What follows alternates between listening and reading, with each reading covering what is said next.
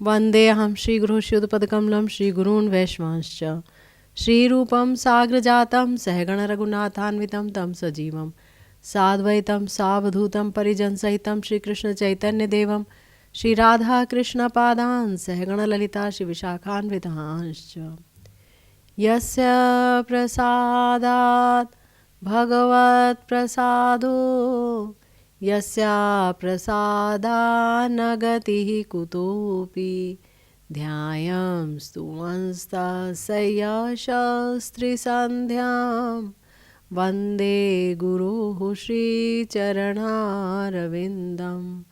नमो महावदान्याय कृष्णप्रेमप्रदायते कृष्णाय कृष्णचैतन्य नाम्ने गौरत्विषे नमः। हे कृष्ण करुणा सिंधु दीनबंधो जगत्पते गोपेश गोपिका कांत राधा कांत नमोस्तुते। तप्त कांचन गौरांगी राधे वृंदावनेश्वरी वृषभानुसुते देवी त्वं नमामि हरिप्रिये। जय रूप सनातन भट्ट रघुनाथ श्रीजीव गोपाल भट्ट दास रघुनाथ ए छे गोसाईर करी चरण बंदन जहाँ होइते विघ्न नाश अभीष्ट पूरण वाञ्छाकल्पतरुभ्यश्च कृपा सिन्धुभ्येव च पतितानां पावनेभ्यो वैष्णवेभ्यो नमो नमः। हरे कृष्णा कृष्णा कृष्णा हरे हरे हरे राम राम राम हरे हरे। हम सब श्री विश्वनाथ चक्रवर्तीपाद जी द्वारा रचित श्री माधुर्य कादम्बनी पर चर्चा करते चले आ रहे हैं। आपने जाना कि जब भक्ति में किसी व्यक्ति के अंदर रुचि उत्पन्न हो जाती है तो उसके क्या लक्षण होते हैं। रुचि जो उत्पन्न होती है वो भजन में होती है, ये हमने जाना। भजनीय वस्तु में आसक्ति उत्पन्न होती है और रुचि दो प्रकार की होती है। एक है जहाँ पर वस्तु के वैशिष्ट्य की अपेक्षा की जाती है, यानी अगर कोई भजन करने जा रहा है, भजन करता है, मंदिर में जा रहा है तो वो देखेगा कि भगवान कितने सुंदर सजे हैं, कितने सुंदर लग रहे हैं, आज कितने सुंदर वस्त्र पहने हैं, तो उसे अच्छा लगेगा भजन करना, है ना। और जब रुचि प्रगाढ़ हो जाती है, बहुत गाढ़ी हो जाती है, तब वस्तु के वैशिष्ट्य की अनपेक्षा रहती है। भगवान ने कैसे वस्त्र पहने हैं, या वो कितने सजे हैं, या आज बहुत कम सजे हैं, मतलब किसी तरफ भी व्यक्ति का मन नहीं रहता, वो सीधा भगवान को देखता है और उनमें डूब जाता है। तो ये है वस्तु वैशिष्ट अनपेक्षणीय रुचि। तो जब रुचि प्रगाढ़ होती है तब यहाँ तक व्यक्ति पहुँचता है। धीरे धीरे ये रुचि और गाढ़ी होने लगती है, तब आपने जाना व्यक्ति आसक्ति तक पहुंचता है। एक भक्त आसक्ति यानी कि भगवान में अब उसे आसक्ति होने लगती है, भगवान से प्रेम होने लगता है। तो रुचि ही जब प्रगाढ़ होती है तो भगवद प्रेम होने लगता है, यानी भगवान के प्रति आसक्ति होने लगती है, यानी भजनीय वस्तु के प्रति आसक्ति होने लगती है। तो रुचि भजन के प्रति, है ना, यानी कि भगवान के प्रति आसक्ति तो रहती है रुचि में भी, लेकिन बहुत कम, क्योंकि ऐसा हो ही नहीं सकता कि भगवान के प्रति कोई भाव ही ना रहे और व्यक्ति की रुचि हो भजन में, ऐसा तो होता नहीं है। तो भगवान के प्रति भाव रहते हैं, आसक्ति रहती है, लेकिन उससे ज़्यादा आसक्ति रहती है भजनीय वस्तु यानी भजन में। अर्थात मुझे इतनी माला करनी है, मुझे इतने बजे उठना है, मुझे नाम संकीर्तन करना है 1 घंटा बैठ के, या मुझे धाम में जाना है। इस तरह से भजनीय जो अंग है, भजन का जो अंग है, उसमें रुचि रहती है। आसक्ति जब हो जाती है किसी भी भक्त में तो वो बड़ा भाग्यशाली कहलाता है, क्योंकि भगवान के प्रति अब उसके अंदर बहुत अटैचमेंट हो गई है ना। और भजन के प्रति भी उसके अंदर रुचि है, प्रगाढ़ रुचि है, इसीलिए भगवान के प्रति अब आसक्ति उत्पन्न हो गई है, क्योंकि यही रुचि आसक्ति में परिवर्तित हो गई है। तो रुचिमान भक्त जिसके अंदर अब आसक्ति पैदा हो गई है, उसके लक्षण क्या है, आज हम यही जानेंगे। तो गुरुदेव अपनी पीयूष कणा व्याख्या में बता रहे हैं कि श्री विश्वनाथ चक्रवर्तीपाद जी आसक्ति के स्तर पर पहुँचे हुए भक्त के लक्षण की व्याख्या कर रहे हैं कि वो उसका बिहेवियर कैसा होता है, उसका व्यवहार कैसा होता है, कैसी चेष्टाएं होती हैं उसकी। तो गुरुदेव बता रहे हैं कि जिसके अंदर आसक्ति पैदा हो जाती है भगवान के प्रति, वो भगवत प्राप्ति के लिए बहुत ही ज़्यादा उत्कंठित हो जाता है, बेचैन हो जाता है, व्यग्रता आ जाती है उसके अंदर। वो एक स्थान पर स्थिर नहीं रह पाता है। ये नहीं कि वो अब एक जगह बैठकर सारा दिन भजन करता रहे, इतना ज़्यादा उसके अंदर बेचैनी आ जाती है भगवान को साक्षात प्राप्त करने के लिए, उनकी सेवा साक्षात प्राप्त करने के लिए, कि वो घर से बाहर यहाँ वहाँ भ्रमण करता रहता है, दौड़ता हुआ दिखेगा, कहीं ना कहीं जाता हुआ दिखेगा। किसी साधु का दर्शन उसे अगर मिल जाता है तो खुद को बहुत धन्य समझता है कि किसी भक्त का मुझे दर्शन मिल गया। मैं ऐसे लोगों की बात नहीं कह रही हूँ जो श्री वृंदावन धाम में रह रहे हैं, तो यहाँ तो भक्तों का दर्शन मिलता ही रहता है। ये बात हो रही है धाम के अतिरिक्त। मान लीजिए कोई अपने परिवार के साथ रह रहा है, कहीं और रह रहा है, धाम के अतिरिक्त रह रहा है, तो वहाँ अगर किसी भक्त का दर्शन उसको हो जाए और वो आसक्ति के स्तर पर पहुँच चुका है, भगवान के बारे में ही सोचता रहता है, तो वो खुशी से पागल हो जाता है, बहुत खुश हो जाता है कि मुझे भक्त का दर्शन प्राप्त हुआ। उसे वो उसके चरणों में एकदम पड़ जाता है और फिर उसके प्रति प्रगाढ़ प्रीति और श्रद्धा से वो उससे प्रश्न करता है, भगवत संबंधी प्रश्न करता है, भगवान से संबंधित कई प्रकार के प्रश्न करता है। कभी कभी अगर वो किसी श्रीमद् भागवत के प्रवक्ता को देखता है तो फिर उसके पास जाकर के कहता है कि आप मुझे जो है भगवान श्री कृष्ण के माधुर्य का कोई श्लोक सुनाओ। श्रीमद् भागवतम के दशम स्कंध में भगवान श्री कृष्ण के माधुर्य के प्रचुर श्लोक हैं। श्री सुखदेव गोस्वामी जी ने भगवद माधुर्य, श्री कृष्ण का माधुर्य बहुत सुंदर तरीके से वर्णन किया है श्रीमद् भागवतम में। तो कोई भी श्लोक सुनाइए भगवान का माधुर्य जिसमें बताया गया हो। तो फिर जब वो ऐसा सुनता है, उनसे व्याख्या भी श्रवण करता है, तो फिर वो परमानंद से पुलकित तो हो जाता है ना। ऐसा नहीं कि हृदय को अच्छा लगा मात्र, उसे बहुत ज़्यादा आनंदित वो महसूस करता है, बहुत आनंद मिलता है उसे, और वो पुलकित हो जाता है, पूरा शरीर उसका पुलकायमान हो जाता है। और फिर गुरुदेव कहते हैं कि देखिए, जब किसी के अंदर रुचि प्रगाढ़ हो जाती है, क्योंकि हमने सुना है भजन क्रिया होगी पहले, तो जब साधु संग होगा तो भजन क्रिया होगी, है ना। गुरुदेव का चरण अवलंबन किया, उनकी शरणागति ली और उसके बाद भजन क्रिया प्रारंभ हुई। उसके बाद अनर्थ निवृत्ति होगी, उसके बाद अनर्थ निवृत्ति के बाद कहीं जाकर निष्ठा होगी। नैष्ठिक भजन जब होगा, यानी कि अब भजन में शिथिलता नहीं आती, अब रुचि होने लग जाएगी भजन के अंदर।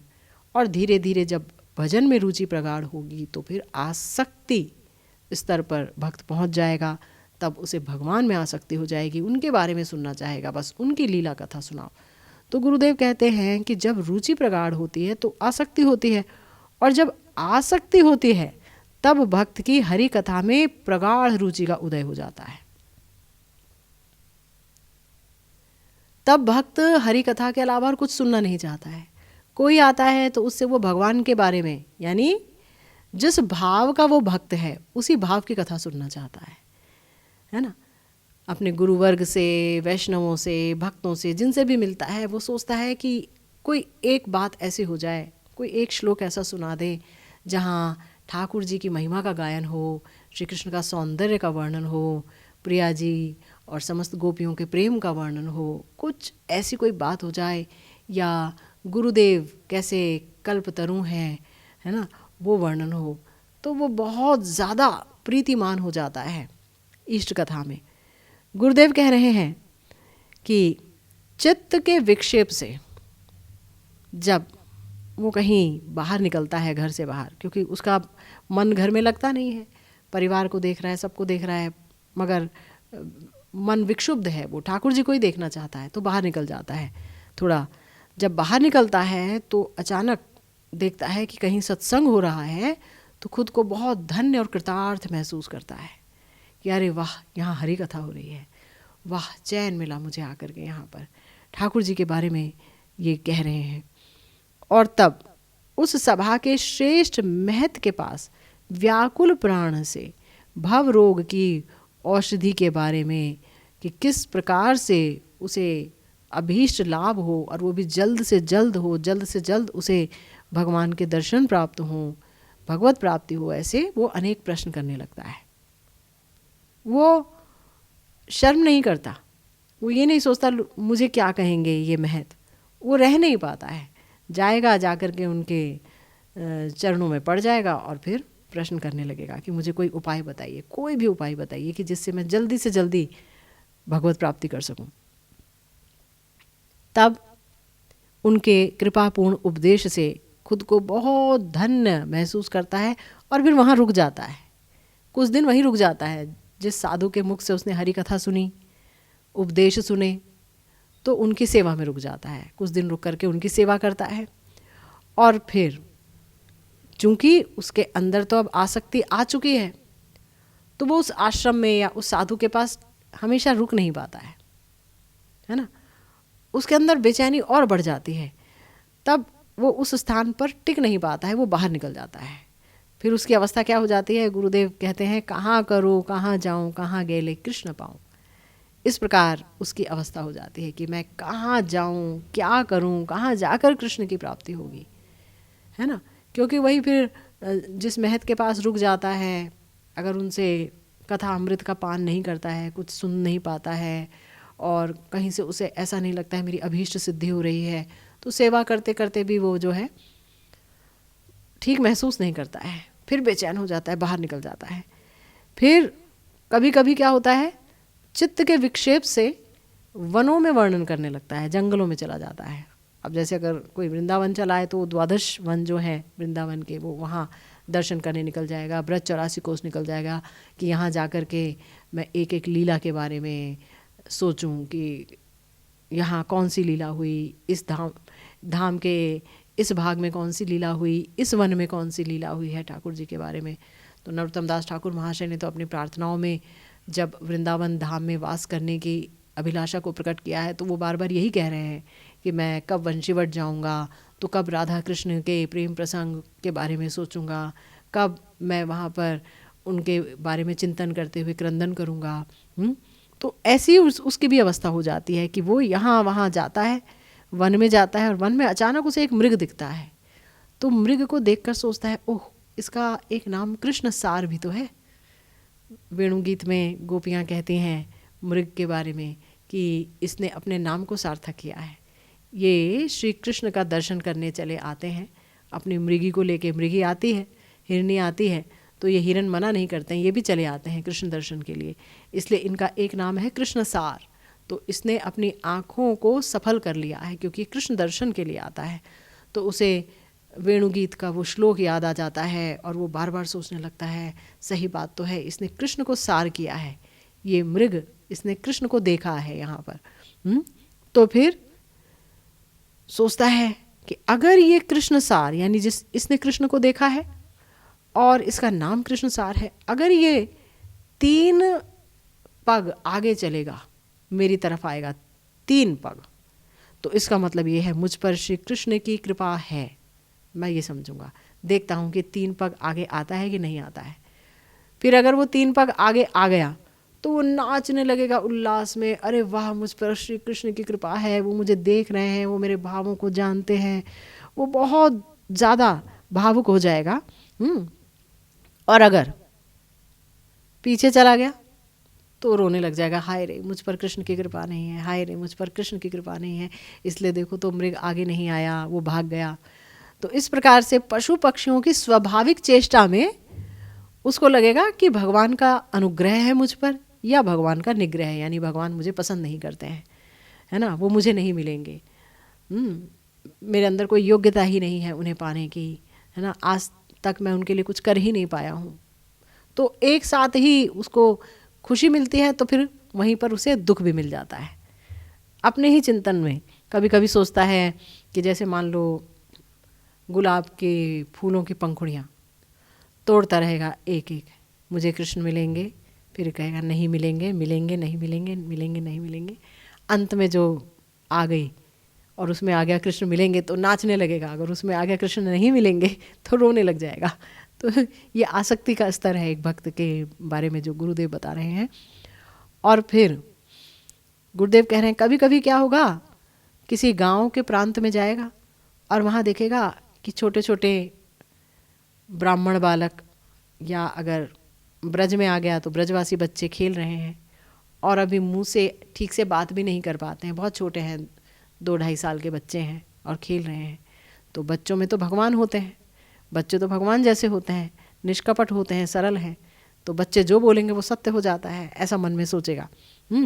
तब फिर जा कर के वो सोचेगा कि ये लोग ना जैसे मानो सारे के सारे बच्चे सनकादिक ऋषि हैं, है ना, ये जो 4 कुमार थे सनकादिक आदि ऋषि, तो ये तो 5 वर्ष के ही रहे हमेशा, 6ठा वर्ष तो इन्हें कभी लगा नहीं। आज भी ये 5 वर्ष के ही हैं, बालक जैसे घूमते रहते हैं, विचरण करते रहते हैं, है ना, यही हमारे शास्त्रों में कहा गया है। तो सोच रहा है कि ये जो ब्राह्मण बालक हैं ये पक्का वही ऋषि लोग हैं जो कि यहाँ पर ब्राह्मण बालक का रूप धारण करके खेल रहे हैं, ये ज़रूर बता देंगे मुझे, इनसे पूछूंगा। तो जाके पूछेगा, अच्छा ये बताओ क्या मैं कृष्ण को पाऊंगा, क्या मैं कृष्ण को पाऊंगा? तो जब बच्चों के बीच में से कोई अस्पष्ट वाणी में बोलेगा नहीं पाओगे, तब ये सुनकर बड़े ही दुख से कातर होकर के रोने लगेगा, वहीं पर ही बैठ के रोने लगेगा। और तब उसको रोते हुए देख करके फिर कोई बच्चा बोलेगा पाओगे पाओगे, तब ये सुनकर के आनंद से भरकर नृत्य करने लगेगा, एक ही साथ रोएगा भी और आनंद से भरकर नृत्य करेगा कि मैं पाऊंगा मैं पाऊंगा। तो कभी कभी अपने भवन में आएगा, अपने घर में, और चुपचाप बैठ जाएगा और जैसे कोई महावणिक होता है, बाबा ने शब्द का इस्तेमाल किया, महाधन लोभी कृपण वणिक, मतलब जो हमेशा धन की चिंता करता है, हमेशा पैसे के बारे में सोचता है, कंजूस बनिया टाइप, यानी ऐसा वणिक, ऐसा व्यापारी कि जो हमेशा पैसे का चिंतन करता है और पैसा खर्चा नहीं करना चाहता है, और वो हमेशा धन की चिंता करता है। तो वो भी, यानी भक्त भी अस्थिर चित्त से बैठा रहेगा और चिंतन करता रहेगा श्री कृष्ण के बारे में, और सोचेगा मैं क्या करूं, कहाँ जाऊं, किस उपाय से कृष्ण की प्राप्ति करूं, क्या करूं मैं, क्या करूं कि मुझे कृष्ण मिल जाए। आसक्ति आ गई है अब, है ना, अब आसक्ति आ गई है तो भगवान में बहुत ज़्यादा उसकी आसक्ति है, तो बार बार चिंतन कर रहा है क्या करूं, क्या करूं, कैसे पाऊं, कैसे पाऊं।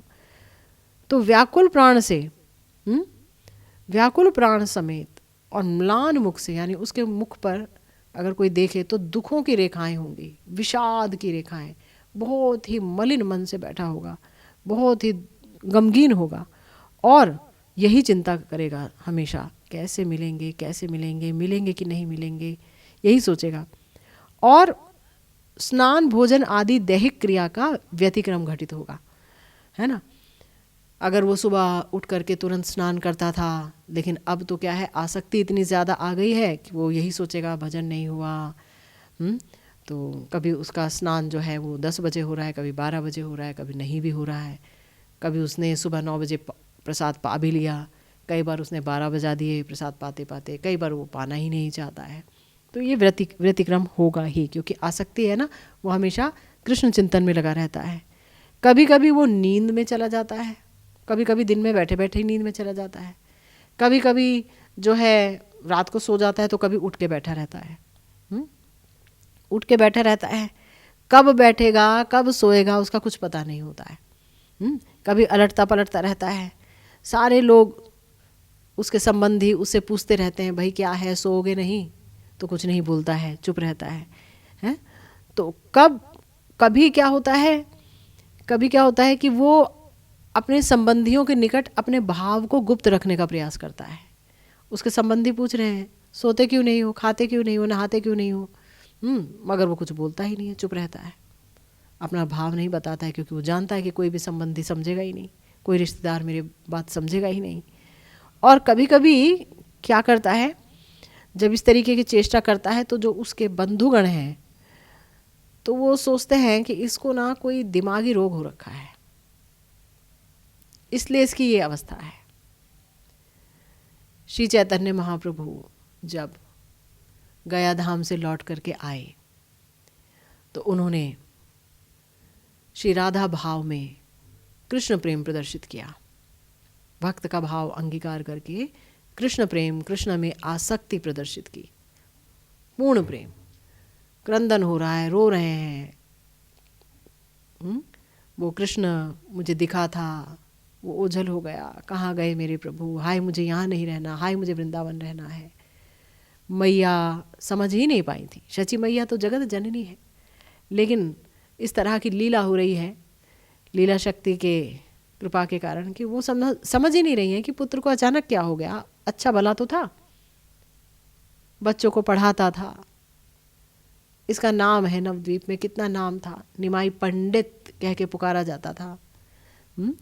बड़े बड़े लोग इसकी बहुत इज्जत करते थे, मेरे पुत्र को क्या हो गया, अब तो ये पढ़ाने भी नहीं जाता, और पढ़ाने जाता है तो पता नहीं क्या पढ़ा के आ जाता है। तो मेरे पुत्र को ये क्या रोग हो गया। शिवास पंडित जी से पूछ रही हैं, शिवास जी बताइए मेरा बेटा ठीक हो जाएगा ना, इसे क्या हो गया है। और वहाँ पर जो दाम्भिक पंडित लोग थे, जो श्रीमन महाप्रभु को पसंद नहीं करते थे या विभिन्न प्रकार की पूजाएं करते थे, वो बोलते थे अरे इनको तो वायु रोग हो गया है, दिमाग में वायु चढ़ गई है, वायु का प्रकोप है ना, तो इनको तो घर में खुला मत छोड़ो। कोई कुछ बोलता, कोई कुछ बोलता। श्रीवास पंडित जी ने, जब श्रीवास पंडित जी आए श्री चैतन्य महाप्रभु के पास, तो चैतन्य महाप्रभु ने कहा कि ये बताइए श्रीवास जी मुझे क्या हो गया है, क्या मुझे वायु रोग हो गया है। तो श्रीवास जी ने कहा, प्रभु आपको जो हो गया है अगर वो इस दुनिया के लोगों को हो जाए, आपको जो हो गया है अगर वो मुझे हो जाए, तो मेरी इतने दिनों की साधना भक्ति सफल हो जाए। आपको तो कृष्ण प्रेम की प्राप्ति हो गई है, आप तो कृष्ण प्रेम प्रदाता हैं प्रभु। तो महाप्रभु ने उनका आलिंगन कर लिया। उन्होंने कहा, शिवास अगर आज तुम कह देते कि मुझे कोई रोग हो गया है तो मैं इस बात को ले नहीं पाता, है ना। मैया भी जो है वो प्रसन्न हुई कि चलो मेरे पुत्र को कोई वायु रोग नहीं हुआ है, लेकिन समझाते सब यही, कोई दवाई दे जाता, कोई कुछ कह जाता कि श्रीमन महाप्रभु को वायु रोग हो गया है, देखो इनकी क्या अवस्था हो गई है, गिरते पड़ते रहते हैं, रोते रहते हैं, हाँ कृष्ण करके बोलते रहते हैं।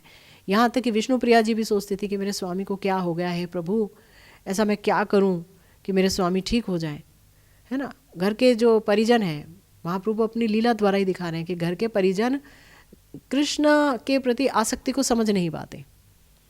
उन्हें लगता है कि ये व्यक्ति पागल हो गया है, ये हमसे अलग जा रहा है, हम जैसा आज तक करते आए हैं ये क्यों नहीं कर रहा है, वैसा जो हम करते आए हैं, हमारे बाप दादा भी वही करते आए हैं, वही तो ठीक है, ये क्या अपना दिखा रहा है, बड़ा भक्त बना फिरता है, क्या क्या बोलते हैं, है ना।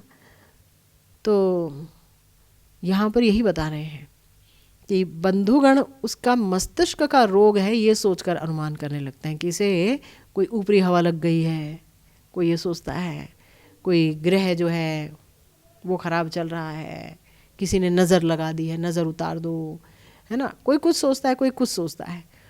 और फिर जो अज्ञ प्रतिवेशी गण हैं, यानी कि जो पड़ोसी हैं जिनको कुछ पता ही नहीं भजन के बारे में, वो सोचते हैं कि अरे भैया ये तो आलसी है और ज्ञान बुद्धि विहीन है ना, पता नहीं कब उठता है, क्या खाता है, कहीं काम पर भी नहीं जाता है, जब देखो तब पड़ा रहता है, रोता रहता है ना, आलसी है, बस निकम्मापन है और कुछ नहीं है। माँ बाप ने तो डील कर दी है, तो कहीं नौकरी चाकरी करता नहीं है, ऐसे पड़ा हुआ है।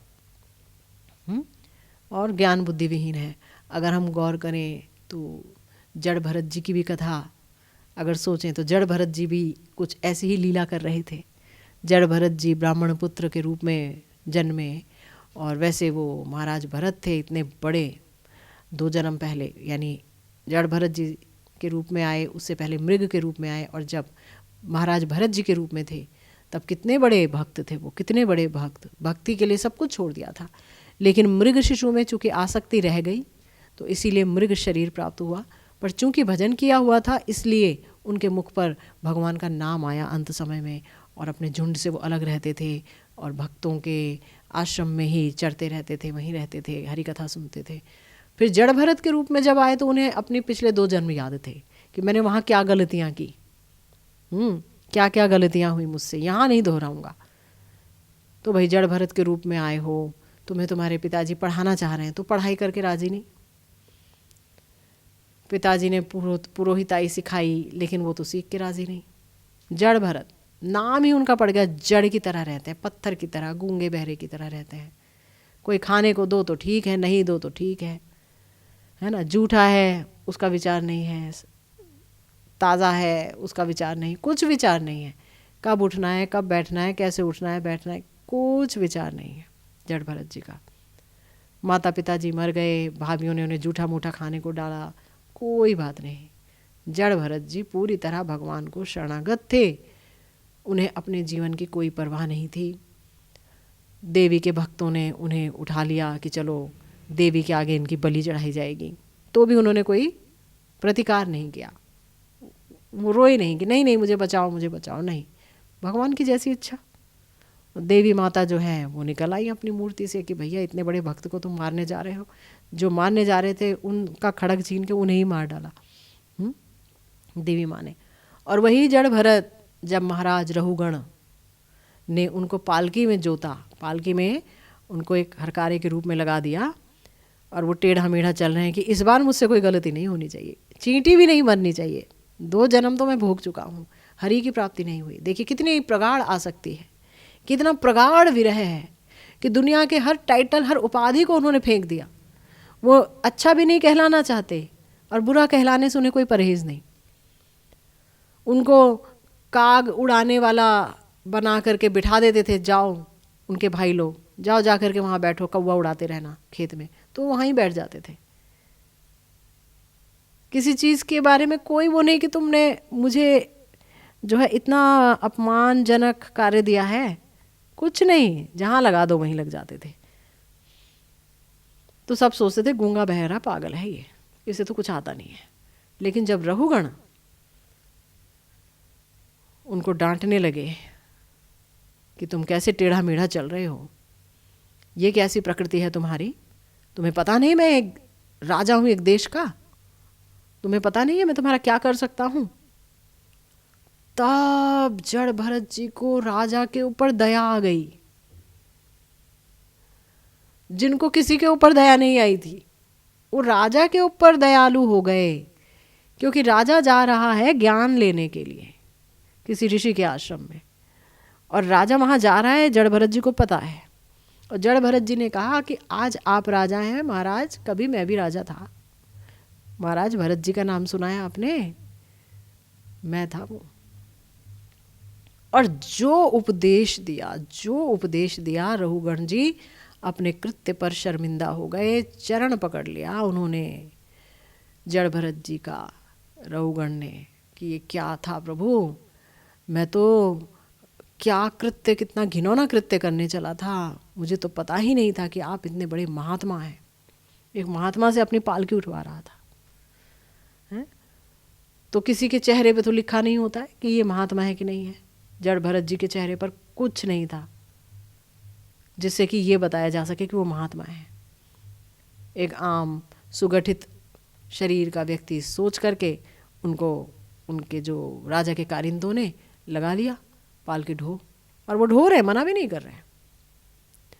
और जो उपदेश दिया वो तो आप सुन चुके हैं, हम रेडियो प्रोग्राम में भी इसके ऊपर पूरी सीरीज कर चुके हैं। इतना सुंदर उपदेश दिया है राजा रहुगण को भगवान ने, भगवान जड़ भरत जी, भगवान कहूँगी क्योंकि भक्त जो है वो उनके अंदर भगवत्ता ही रहती है, संचारित हो जाती है भगवान की भगवत्ता। तो जड़ भरत जी जो है उन्होंने ये बात बोली कि जब तक आप महत पद रजो अभिषेकम से युक्त नहीं होगे, जब तक आप भगवान के शरणागत भक्तों की चरण धूलि से स्नात नहीं होगे, उसमें नहाओगे नहीं, तब तक ना तो सूर्य पूजा से, ना तपस्या से, किसी भी चीज़ से आपको भगवत ज्ञान की प्राप्ति नहीं हो सकती है। भगवत ज्ञान की प्राप्ति सिर्फ भगवत भक्त की कृपा से होती है, महत कृपा से होती है। लेकिन जड़ भरत जी को उनके अपने लोग क्या समझते रहे, सोचिए, नाम ही रख दिया जड़ भरत, सोचिए। तो भगवत प्राप्ति हुई जड़ भरत जी को, क्योंकि वो जानते थे कि दुनियावी उपाधियाँ, कि मैं ये हूँ या मैं गुरु हूँ या मैं जो है भक्त हूँ या मैं ब्राह्मण हूँ, ये सब तो शरीरगत है। आत्मा की तो एक ही उपाधि है, जीवेर स्वरूप है कृष्णेर नित्य दास, इसके अलावा उसकी कोई उपाधि नहीं है। तो गुरुदेव ने इसीलिए ये बात बोली, बंधुगण सोचते हैं कि उसे मस्तिष्क का रोग हो गया है, और अज्ञानी पड़ोसी सोचते हैं ये तो स्वभावता ही आलसी और ज्ञान बुद्धि विहीन है। और जो मीमांसक हैं, तर्क वितर्क करते हैं, वो सोचते हैं ये मूर्ख है। जो वेदांतिक हैं वो सोचते हैं तो भ्रांत है, इसे कुछ नहीं आता। और जो कर्मी है, जो सुबह से लेकर रात तक कर्म करते हैं, नौकरी चाकरी करते हैं, कहते हैं तो भ्रष्ट है, नालायक है। और जो भक्त अपराधी हैं वो कहते हैं तो दाम्भिक है, अहंकारी है, घमंडी है। इस प्रकार भक्त का जो दुर्गेय चेष्टा है, दुर्गेय यानी कि जिसको कोई जान ही नहीं पा रहा, ऐसी चेष्टाएं हैं भक्त की, तो उसे देखकर सब अपने अपने भावानुरूप उसे अवज्ञा का पात्र समझते हैं, अपने अपने भाव के अनुरूप। फिर एकमात्र जो मर्मज्ञ भक्त हैं वो उसकी चेष्टा देख करके समझ जाते हैं कि इसको महासार वस्तु की प्राप्ति हुई है। भक्त समझ जाता है, भक्त से भक्त नहीं छुप सकता है, भक्त से भक्त का हाहाकार नहीं छुप सकता है, वो समझ जाता है इसे महासार वस्तु की प्राप्ति हुई है। यानी भगवान के लिए लोभ की प्राप्ति हुई है, कि ठाकुर जी के लिए इसके हृदय में लोभ उत्पन्न हो गया है, इसकी इंद्रियों में लोभ उत्पन्न हो गया है कि मुझे जो है ठाकुर जी का ही रूप रस चाहिए, उनका शब्द रस चाहिए, उनके सुगंध रस, मुझे सब कुछ बस ठाकुर जी से संबंधित चाहिए।